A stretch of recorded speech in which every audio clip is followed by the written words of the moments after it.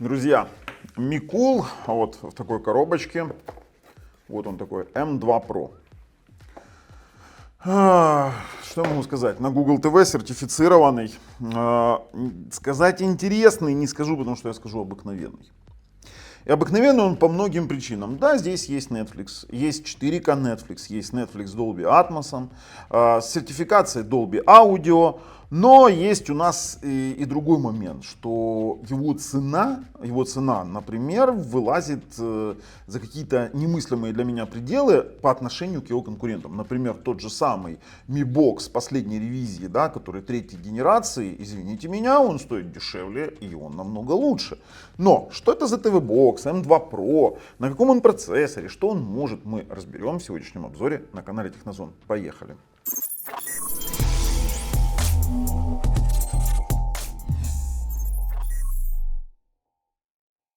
Начнем, конечно же, с AliExpress. И перед тем, как мы пойдем дальше, пожалуйста, подпишитесь на наш канал, нажмите колокольчик. Ссылки на проверенного продавца лежат в описании под видео, как и ссылки на альтернативы, которые намного лучше. А намного лучше, о чем я говорю? Давайте так, смотрите, KM2 Pro i8 здесь с различными пультами они предлагают, но мы берем базовый. $53-36. Он не войдет в топ от 50 до 100. Сейчас объясню, на что мы его поменяем. Но здесь у нас 2 на 16 DDR4. Это iMlogic S905Y4 со 100 мегабитным LAN, Wi-Fi 5 ГГц, Bluetooth 5, как они тут заявляют. Но это все такое дело. Что уникального? Google TV, да ничем не удивишь. Google Cast есть, Netflix есть у нас 4K с Dolby Audio. Заявляют, что есть True HD в Dolby. Ну, вот сейчас мы это проверим. Mali G31, ну, в принципе, ничего больше интересного нам тут не рассказали. Ну, ладно, давайте пойдем дальше. Ссылки в описании под видео. А стоп, а что же вот вы говорите мне там, допустим, а что ты предлагаешь взамен? Да давайте вот элементарно, мы заходим с вами на AliExpress, просто на AliExpress, и я вбиваю Xiaomi, там, Box 3, да, там, Box S третьей генерации. Вот то, о чем я говорю. И мы за те же самые деньги, так я вам еще и купоны, смотрите, 52,99. 52,99, это уже даже в базе дешевле. Я вам разместил в описании под видео купоны, если вы на aliexpress.com закупаетесь, и там всегда есть ссылки на активные купоны, да. И вы что здесь получите? Вы получите 2 на 32, уже не 2 на 16. Вы получите Wi-Fi 6, вы получите Dolby Audio в виде Dolby Digital Plus Dolby Atmos, DTS получите Dolby Vision, Netflix 4K в Dolby Vision и получите iMlogic S905 X5M процессор новый. Вы получите апскейлер, который называется AISR, да, улучшение. Мы в обзоре делали, кстати, обзор на этот TV-бокс я тоже закину вам в описании под видео. Посмотрите, пожалуйста. То есть он принципиально лучше. Если вы живете в Украине, то вообще я вам советовал бы обратить внимание на Nexon X12, тот же самый сертификат с Netflix 4K. Да, он будет здесь вроде бы на 200 гривен дороже. Если на гривну брать, то я с промокодом Технозон, именно Технозон, в описании под видео, либо вот сосканируйте, допустим, QR-код, здесь вот, да, сосканируйте QR-код, будет вам счастье, посмотрите, сколько он будет с моим промокодом, да еще и акция у нас есть, как вы уже поняли. В общем-то, давайте так, ссылки все в описании под видео, мы переходим с вами уже на тесты, но хочу немножко показать, что на нем есть, и покажу вам прям вот сейчас вживую, нет смысла делать распаковку, вот элементарное видео, он у меня вот на тестах лежит, у него есть два USB 2.0, у него есть LAN RJ45 на 100 мегабит, SPDIF есть, HDMI, аудио-видео выход, спереди 3 кислых светодиода и сбоку надпись HDMI, зачем непонятно. Снизу у нас вот так вот это все сделано и зачем-то вот это вот для того, чтобы на гвоздик цеплять. Есть вот такой вот элементарный пульт. Ну как элементарный Google-пульт, который я очень сильно люблю, все знают, что я эти пульты очень сильно люблю, в принципе можно использовать. У него есть инфракрасная опция, можно управлять дополнительными устройствами, так что в принципе вот и вся распаковка. Больше смотреть нечего, сама по себе коробка выглядит вот таким вот образом, смотрите. Тоже ничего не нам нового здесь не написали, кроме того, что это Google TV, и есть сертификаты Netflix, YouTube, кстати, HDR10 Plus есть. В общем-то. Google TV интерфейс. Ничего нового нам не преподнесли. Те же самые, ну у нас есть здесь полоса избранная, тут даже кое-что смотрел, да, там есть вот эти вот нерегулируемые каналы рекомендаций и в принципе, ну опять же, ничего нового. Хотя работает очень быстро, скажем так, достаточно все нормально отрабатывает и при этом еще и немаловажный аспект, то что он поддерживает два типа дисков. Я подключил для тестов два диска. Давайте пойдем, я вам сейчас покажу. Раз уж мы в том же коде, то смотрите, exFAT и NTFS поддерживают, это очень хорошо. Но есть один момент. Дело в том, что я, когда тестировал, вот они заявляются про звук True HD, да, то, ну, к сожалению, True HD звука тут нет. Все вываливается в Dolby Digital Plus, абсолютно все. Вы можете там проверять сколько угодно. DTS нет совсем, вы видите вставки, ну и в принципе он спокойно проигрывает 4К ролики с HDR вообще без каких-либо проблем. То есть мы спокойно это все проигрывали.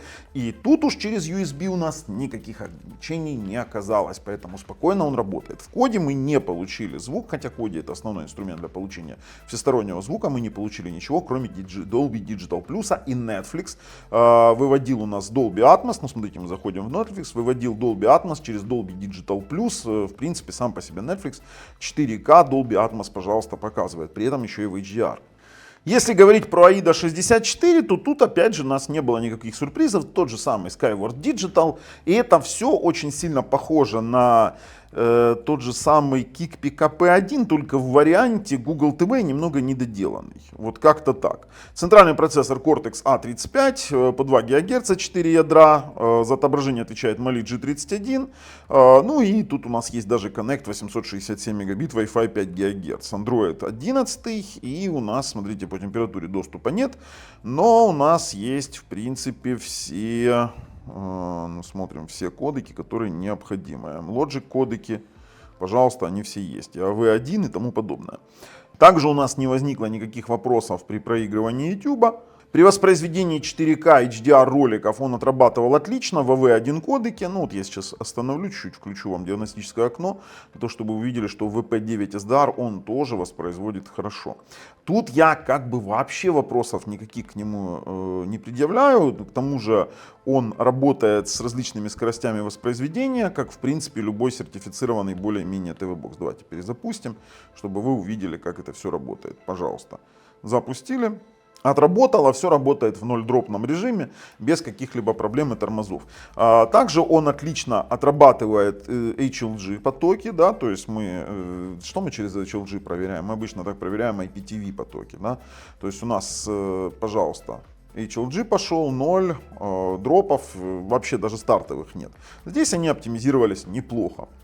И в принципе, если уже говорить про режимы переключения, то в настроечках экрана, если мы пойдем с вами, ну HDMI цик у нас базовый в принципе, хотя управление громкостью есть, но он такой вообще практически не работает. У нас есть поддержка до 4К 60 Гц, автофреймрейта чистого в самой настройке нет, к сожалению. То есть по факту автофреймрейт придется реализовывать через досторонние приложения по типу ATV Tools, либо через TV Quick Action. ATV Tools это для смартфона.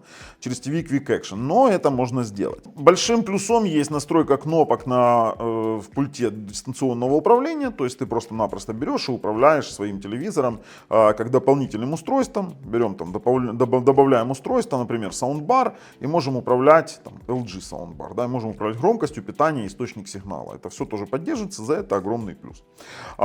Спокойно у нас воспроизводила телеканалы. Вы сейчас видите Full HD потоки, можно переключать их, они спокойно переключаются достаточно быстро. Тут тоже у меня не возникло никаких моментов. Обычно Logic, особенно S905Y4, он справляется с такой задачей. Тут другого ничего быть не могло.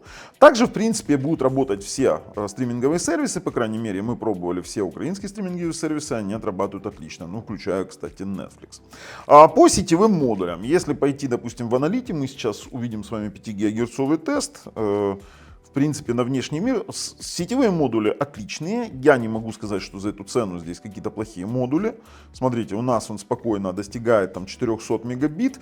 При отдалении у себя на телевизоре даже 400 там 40. При отдалении у себя, там где у меня телевизор дома стоит, я спокойно на нем достигал 380-390, хотя на слабых боксах там падает там, меньше 200 до 150. И этот ТВ-бокс, слава богу, сеть он держит отлично. А сейчас попробуем 2,4 ГГц, нам же надо понимать, как он работает со слабыми, скажем так, вариантами. Ну давайте берем настройки, заходим в Wi-Fi, подключились и давайте с вами еще 2,4 ГГц попробуем. На 2,4 это вообще прелестно.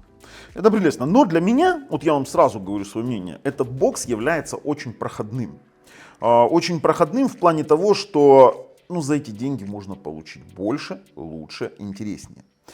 Что касаемо нестандартных вариантов просмотров, не стриминговых по типу Матрикса, ограничений нет. Тягал спокойно до 50-60 гигов, больше не проверял, потому что в 264 кодеке нет смысла сейчас чего-то смотреть. В 265 таких размеров уже нету. Так, включаем LAN RJ45, хочу проверить сейчас на LAN RJ45. Ну, смотрим, подключила. Так, Ethernet подключила. Пробуем через Ethernet. Поиграть на нем? Нет, играть на нем мы не будем.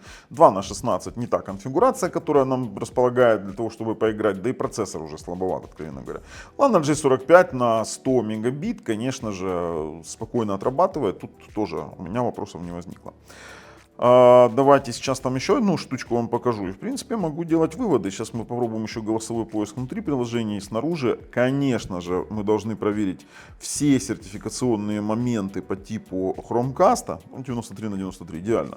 По типу Chromecast, смотрите, у нас есть App Key Definition, то есть мы можем вот эти вот кнопки переназначать. У нас вот 4 кнопки, которые назначаются. Вот эти вот нижние Prime, Netflix, YouTube и Disney. Можете их сами переназначить. Вот в этом хорошо. Теперь Chromecast. Пробуем трансляцию. Ищем. Так, скринкастинг. Сейчас увидим ли мы мой смартфончик. 4К Google TV Box. Начать трансляцию. Давайте мы начнем трансляцию, например, моего приложения от автомобиля. Вот, пожалуйста. Мое приложение от автомобиля, я сейчас поставил ограничение 12 ампер на зарядку, у меня электромобиль, заряжается сейчас 64% на 260 километров у меня там зарядилось, да. То есть скринкастинг есть, вы можете прям кастить сюда приложение, вы можете кастить сюда, ну вот, например, если я зайду в YouTube, и нажму скринкаст, 4К Google TV Box, у меня включится сейчас интерфейс YouTube. Если я здесь выберу любое, вот видите, знаете, как это происходит? Вот нажимаю любое видео, вот видите, воспроизвести на Google TV Box, и оно пошло воспроизводить на Google TV Box. Все, скринкастинг работает, вы на смартфоне можете продолжать работать, я пока выключу это все.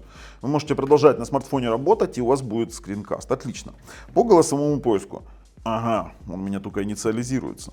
Давайте разрешим поиск Voice Match. Фильм Черкасы. Да, конечно, голосовой поиск, как всегда, глобального нет, но вот мы видим с вами такой момент. Это уже давно, Google давно балуется, но, допустим, внутри самих приложений, если вы будете нажимать, допустим, вы в главном меню и нажимаете, там, говорите, там, канал Технозон, то оно будет искать уже внутри самого приложения. Вот он сейчас даже включил там мое видео, первое попавшееся, вот оно, пожалуйста, канал Технозон в самом внутри приложения. То есть голосовой поиск в этом плане работает. Для того, чтобы вывести, допустим, раздел приложения, у нас здесь есть, мы можем установить какие-то приложения, но для того, чтобы открыть полноценный Google Play Market, тут там говоришь там Google Play Store. И открывается, допустим, полноценный Google Play Store, Android TV, где вы можете управлять приложениями, обновлять их и все, что вам необходимо делать. Кстати, у меня там даже 3 обновления уже доступно. Что у нас там обновляется? Google App for Android TV, Speed Wi-Fi и пульт управления Android TV. Ребят, все, я вам прямо здесь делаю выводы, уже говорю, что данный TV-бокс является проходной. Я не могу советовать его к покупке, только если вам сильно там заморочиться хочется, просто купить какой-то TV-бокс. За эти же деньги я советую покупать Mi Box, либо, допустим, если вы в Украине Nexon X12, да любой сертифицированный, мне, откровенно говоря, все равно, что вы и как будете покупать, но просто я вам обязан сказать, что за эти деньги есть варианты поинтереснее. Ну а с вами был Бабл на канале Технозон. Пока.